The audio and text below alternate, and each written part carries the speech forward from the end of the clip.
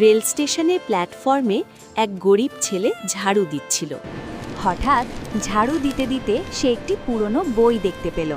বইটা তুলে নিয়ে সে একপাশে বসে পড়তে শুরু করলো। ঠিক তখনই আরেক ছেলে এসে জোর করে বইটি কেড়ে নিল। বই হারিয়ে ছেলেটির চোখে জল এসে গেল।